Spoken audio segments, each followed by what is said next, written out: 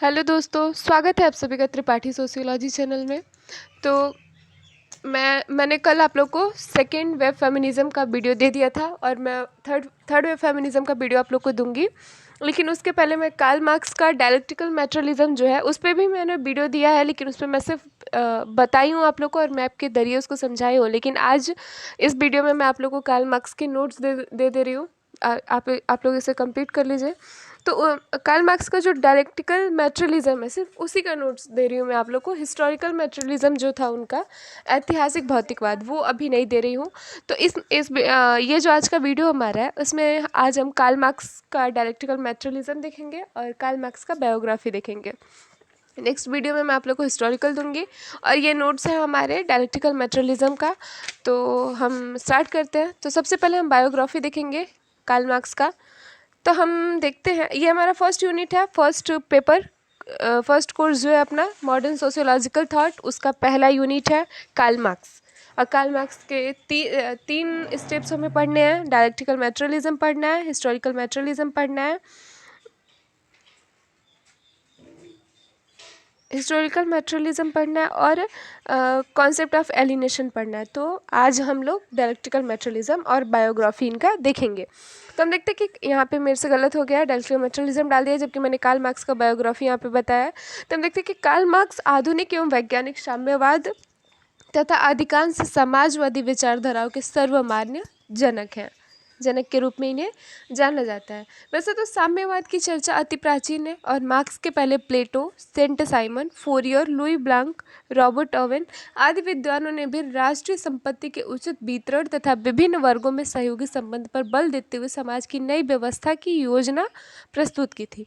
परंतु हम देखते हैं कि कार्ल मार्क्स जो थे उन्होंने ही ये मार्क्सवादी परिप्रेक्ष्य का अवधारणा दिया था।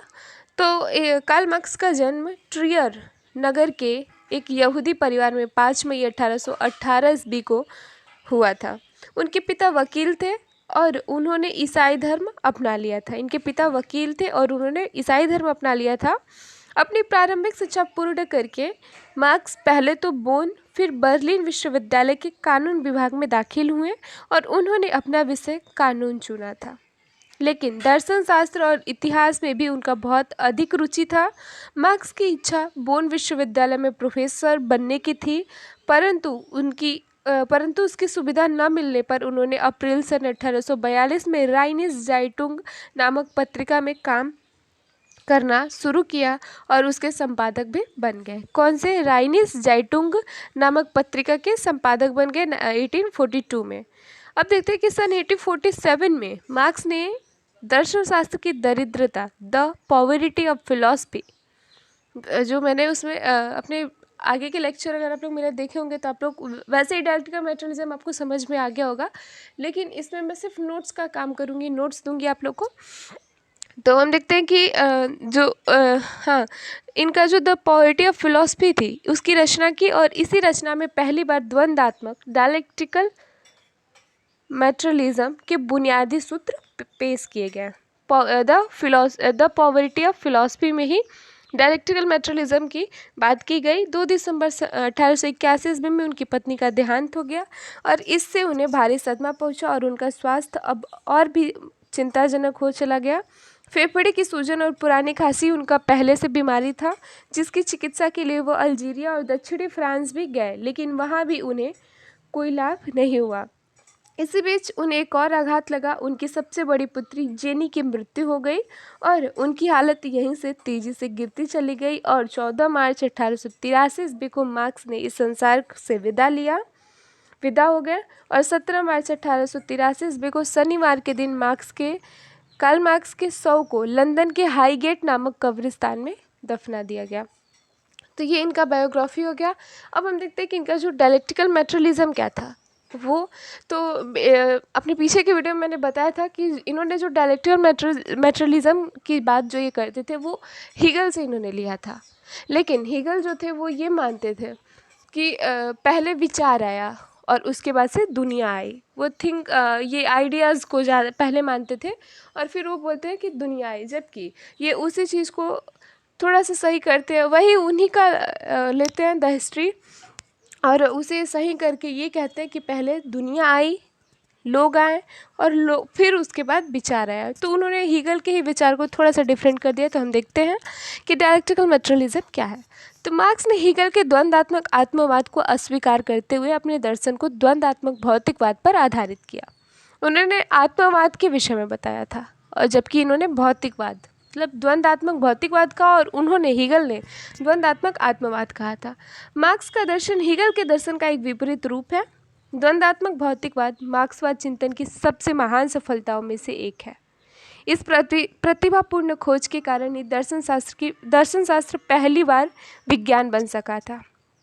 अब हम देखते हैं कि मीनिंग ऑफ डायलेक्टिज्म ये क्या है।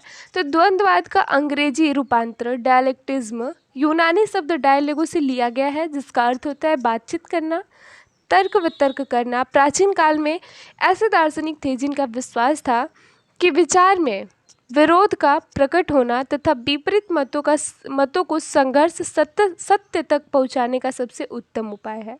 बाद में चिंतन की इस द्वंद्वात्मक प्रणाली का प्रयोग प्राकृतिक घटनाएं सदैव गतिशील रहते हुए निरंतर परिवर्तित होती रहती हैं, और प्रकृति का विकास प्रकृति में विरोधों का विकास या शक्तियों की अंतःक्रिया के फलस्वरूप होती है। तो हम देखते हैं कि ओके, यहाँ तक का क्लियर हो गया कि डायलेक्टिज्म क्या है, डायलेक्टिज्म कहाँ से लिया गया है, तो और इसका रूपांतरण क्या है और इसका मीनिंग क्या है। तो डायलेक्टिज्म का मतलब तर्क वितर्क करना, परिवर्तन लाना, स्ट्रगल करना, स्ट्रगल संघर्ष, ये सब डायलेक्टिज्म में आता है। अब देखते हैं कि मार्क्स का जो डायलेक्टिज्म मैटेरियलिज्म था वो क्या था। हीगल्स का भी डायलेक्टिकल मैटेरियलिज्म था और मार्क्स का भी था। तो हीगल जहाँ पे आत्मवाद की बात करते थे, वहीं पे कार्ल मार्क्स भौतिकवाद की बात करते थे। तो मार्क्सवाद द्वंद्वात्मक भौतिकवादी में हीगलवादी द्वंद्ववाद की कुछ छाया दिखाई देती है, और इस अर्थ में मार्क्स ने हीगल के द्वंद्वात्मक विकासवाद को तो मान्यता दी, परंतु उसके आधार या कारण को, अर्थात उन्होंने जो आत्मवाद में आत्मा निरपेक्ष विचार आदि के सिद्धांत को पूर्णतः स्वीकार करते थे, उसे इन्होंने अस्वीकार किया। और मार्क्स ये मानते थे कि हीगल ने अपने द्वंद्वाद में वास्तविक तथा प्रयोगसिद्ध तत्वों पर बिल्कुल ध्यान नहीं दिया है, ऐसा ये कहते थे। मार्क्स का कथन है कि उस वैश्विक व भौतिक दुनिया की हीगल ने अवहेलना की जिसमें हीगल स्वयं रहते थे। वो जिस दुनिया में स्वयं रहते थे, उसी दुनिया की अवहेलना करके उन्होंने ये कहा कि पहले विचार आया और फिर दुनिया आई। इनफैक्ट वो इसी दुनिया में जी रहे हैं, और ये दुनिया में आने के बाद ही लोगों में विचार आया, ऐसा मार्क्स ने कहा। अब देखते हैं कि हीगल के अनुसार मानव समाज की प्रगति निरंतर द्वंद्ववादी प्रणाली से होती रहती है। इस प्रगति में विचार का प्रमुख स्थान है। हीगल विचार से जाने जाते हैं। हीगल ने विचार वर्ड का यूज़ किया, जहाँ पर हीगल ये मानते थे कि जो विचार है वो पहले आया और बाद में दुनिया आई, परंतु यहीं पर मार्क्स कहते थे कि पहले दुनिया आई और बाद में विचार आया। इनका मानना था कि दुनिया का ही प्रतिबिंब विचार था, जबकि हीगल कहते थे कि विचार का प्रतिबिंब दुनिया है। हीगल का मानना था कि जो आइडिया है उसी का रिफ्लेक्शन ये लैंड है, ये यूनिवर्स है। लेकिन ये क्या मानते थे, ये कहते थे कि ये जो दुनिया है इसी का रिफ्लेक्शन आइडिया है, विचार है। तो उन्होंने इनके हीगल के जितने भी सिद्धांत थे उनको उन्होंने लिया, लेकिन उसमें जो कमियां थी उसको इन्होंने पूरा किया और उसे मार्क्सवादी नाम से विख्यात कर दिया। हम देखते हैं कि मार्क्स ने विज्ञान को खासतौर पर प्राकृतिक विज्ञान द्वारा प्रदत्त सामग्री के आधार पर भौतिकवाद और द्वंद्ववाद को एक ही सुसंबद्ध विश्व दर्शन के रूप में प्रस्तुत करने के उद्देश्य से हीगल के द्वंद्ववाद की काया पलट करनी शुरू की। अब देखते हैं कि मार्क्सवादी द्वंद्वात्मक भौतिकवाद की विशेषताएं क्या है।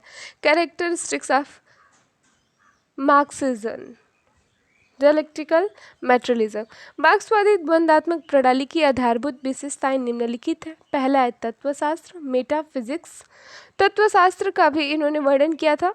तत्वशास्त्र के विपरीत मार्क्सवादी द्वंद्वाद प्रकृति के ऐसी वस्तु और घटना प्रवाहों का एक आकस्मिक संग्रह कदापि नहीं मानता है जो एक दूसरे से बिल्कुल अलग अलग, असंबंधित तथा स्वतंत्र हो, जिसमें कि विभिन्न वस्तुएं तथा घटनाएं सावयवी रूप से एक दूसरे से संयुक्त एक दूसरे पर निर्भर तथा एक दूसरे से निर्धारित हो। तत्वशास्त्र के विपरीत मार्क्सवादी द्वंद्ववादी यह मानता है कि प्रकृति एक स्थिर, अगतिशील, अपरिवर्तनशील और चिरंतन स्थिति नहीं है। प्रकृति एक स्थिर, अगतिशील, अपरिवर्तनशील और चिरंतन स्थिति नहीं है। प्रकृति तो निरंतर गतिशील, परिवर्तनशील, नवीन, परिवर्धित तथा परिमार्जित स्थिति है।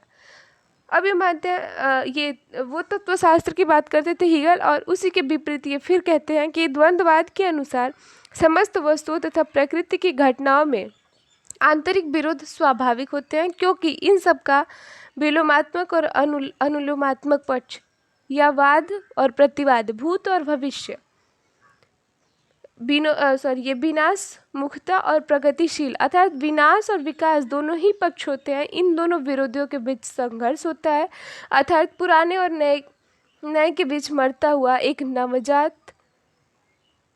नवजात के बीच संघर्ष की प्रक्रिया का एनालिसिस होता है। अब देखते हैं कि आइडियलिज्म क्या है। मतलब इसमें वो यही बोले कि जैसे दो सोसाइटी अपनी है, जैसे मैंने अभी फॉर एग्जांपल में दिया था स्लैब सोसाइटी। अगर आप लोग नेक्स्ट वीडियो मेरा देखे, पीछे का वीडियो मेरा देखे होंगे आप लोग, तो आप लोगों को पता होगा कि मैंने उसमें स्लैब सोसाइटी की बात की थी। तो इसी तरह क्या होता है, जो अभी कैपिटलिज्म चल रहा था, कैपिटलिज्म में भी दो क्लासेस देखने को मिले, दो वर्ग हमें देखने को मिले। और वर्ग में क्या दिखा कि यहाँ पर भी स्ट्रगल हो रहा है, और ये स्ट्रगल होके थोड़ा सा डेवलप होता है, और ये स्ट्रगल एक नई सोसाइटी में बदल जाता है। तो वही इन्होंने कहा। तो अब देखते हैं कि सेकंड, आइडियलिज्म। पहला तत्वशास्त्र हो गया, मेटाफिजिक्स। अब आइडियलिज्म, इनके अनुसार हमारी चेतना, विचार, प्रत्यक्ष दर्शन, उपलब्धि और अनुभूति में ही भौतिक जगत, प्रकृति और जीव का अस्तित्व है। इसके विपरीत मार्क्सवादी भौतिकवाद के अनुसार पदार्थ, प्रकृति और जीव का वैश्विक वास्तविकता है, जिसका कि अस्तित्व हमारी चेतना आदि से बाहर और उससे परे है। पदार्थ प्रमुख है। मार्क्स कहते हैं कि पदार्थ चेतना की उपज नहीं है, वरन चेतना स्वयं पदार्थ की ही सर्वश्रेष्ठ मात्र उपज है। इसी कारण आदर्शवाद की भांति मार्क्सवादी भौतिकवाद यह विश्वास नहीं करता कि संसार और उनके नियमों को जाना नहीं जा सकता। दूसरे शब्दों में भौतिकवाद के अनुसार संसार और उसके नियमों का प्रयोग और अभ्यास द्वारा या विज्ञान के प्रयत्नों द्वारा जाना जा सकता है। मार्क्स के इस दर्शन में वाद, संवाद, प्रतिवाद, ये तीन अवस्थाएं देखने को मिलती हैं। विकास की यह प्रक्रिया सरल और सादी नहीं होती है, बल्कि एक बिंदु पर आकर एकाएक तीव्रता से विस्फोट की भांति होती है। यही सामाजिक परिवर्तन, क्रांति की स्थिति होती है, और प्रत्येक क्रांति के बाद एक नवीन घटना का जन्म होता है। फॉर एग्जाम्पल हम देखते हैं कि जब तक माता की प्रसव पीड़ा, जब किसी एक माँ एक बच्चे को जन्म देती है, तो उस समय जो प्रसव का पीड़ा होता है, यदि वो उस पीड़े को ना सहे तो एक शिशु का जन्म कैसे होगा। उसी प्रकार ये माना जाता है कि जब तक क्रांति नहीं होगी,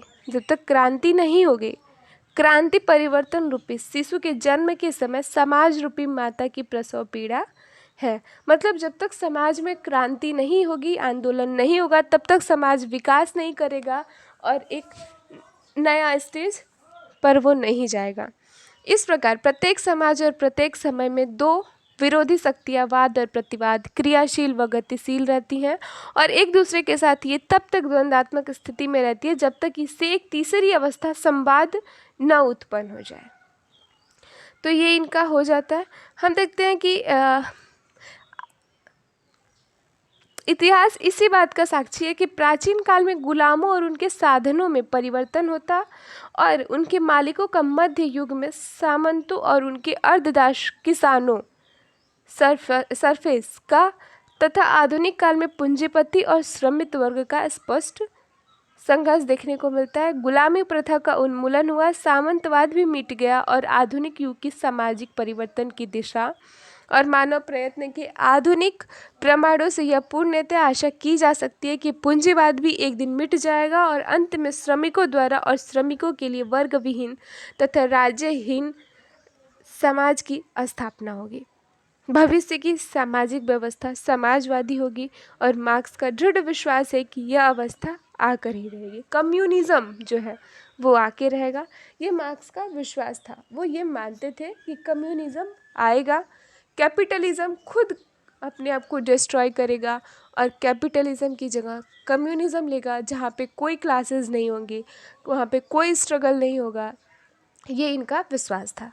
तो ये हम इस वीडियो में डायलेक्टिकल मैटेरियलिज्म का नोट्स आप लोग को दे दिए।